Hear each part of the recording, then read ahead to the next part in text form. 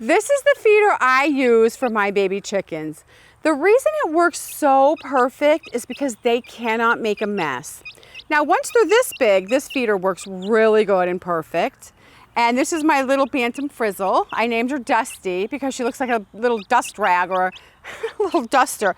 Okay, so I'm gonna lean down here and get this, because when they're really little, this mason jar lid is what I start with. And the reason I do that is because you don't want to waste your little chick feed. And these little things don't need like endless feed. Sometimes I'll just feed them twice a day, because when their little croup is full, you don't need to add more food. You don't need to add more food to them. You know, twice a day, and just see how they look. Like you can see her little croup is very full and bulged. So she doesn't really need more food. She's full. And when that goes down a little, then you can give more, and they'll eat right away and they'll be hungry. And you can tell she's not really hungry. She's not even looking at it. So sometimes when they're really little, I'll make the noise. So twice a day, and I'll use a little teaspoon. I just keep it in the bag of feed. I keep it in the Chick Start bag, a little teaspoon, and I'll just give 2 spoons at a time. And I have 2 of these little bantam chicks in one tub, and that's plenty. They eat it all. And you know, if they're extra hungry sometimes, I'll do it 3 times a day. Just depends, you know, it varies and you have to watch it. When you would use the other feeder. She's having a bite. She's having a bite. Give her a second. She's like, excuse me, I can't pass it up. I have a nice book that I wrote, simple book for beginners, or really anybody with chickens that might run into a couple problems. It's called Becky's Guide to Backyard Chickens, and it's a great book to help you learn just the basic care of chickens. And like I always say, keep it simple. If you just keep it simple and do what I say, you will enjoy your chickens more, and the chickens will be more healthy, and everybody will have more fun all around. And you can get the book by clicking the link below. Once the chickens are this big, that's when I switch to, let me get it. That's when I'll switch to a feeder like this. And what I like about this is it has a square hole in it, just one little square hole, which the feed doesn't just fall out on its own. You got to give it a little shake. And what's nice about that is you can keep the feed in the little top part here, and you don't have to like keep filling it. It holds quite a bit, and you just give it a shake like that, and it'll spread out in the little circle, and you can like still control the amount of feed you're giving them. Now this is a little lakeshore chicken. Let's see if, oh, she's gonna eat it. She's like, I'm hungry. Food! And it's so funny. Now these are very wily little chickens. They're street smart, as we like to call them.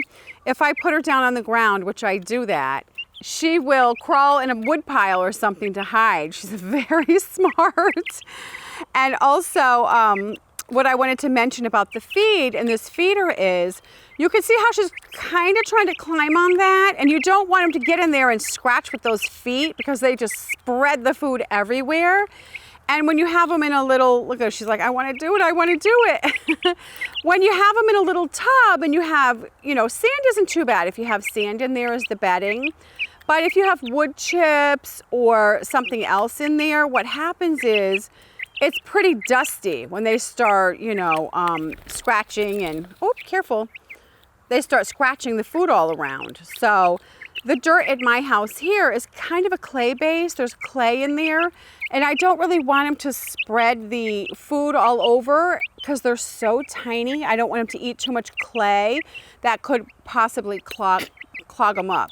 You have to be very careful with how you feed your little baby chicks and what the bedding is. And you have to keep a lookout for all that stuff. So I've just found through the years that this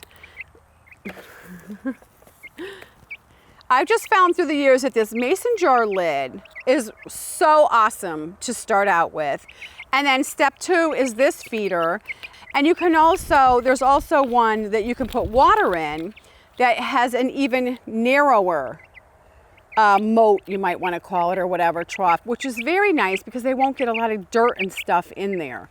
That's a problem you'll have with the waterers, is they'll scratch around and it'll just fill up with hay or water or whatever you use. So you have to, like, you know, if you're gone all day, like you're working, you know, you want to kind of use something that's going to keep it as clean as possible until you get home. So that's what I found works really well. And you can see she likes it a lot. She's like, oh, this is awesome. I can eat all I want. As always, I tell everybody, do not get too many chickens. They're very easy to get when they're tiny. You're like, oh, they're so small. Give me 20 of them. No, they grow into big chickens that eat a lot, and your coop will be dirty and smelly. You'll have flies, and it's just not necessary. You don't need that many chickens. Just get one chicken for each member of the family. One chicken per person. That's plenty to provide eggs for your family. And don't forget, if you have, some people might say, well, I'm just a single person, I just live alone. Okay, then you can have two, get two. So, you know, it's not a lonely, I have two of these. And I have two of these Lake Shores, and I have two of the little black frizzles. They're bantam frizzles. And really, I got those for Jules because he's so cute. He needs a little hen his size. I'll put a link below where you can get this feeder and the lids on Amazon. And if you like this video, please push the like button. And thanks for watching. Happy homesteading. Bye-bye.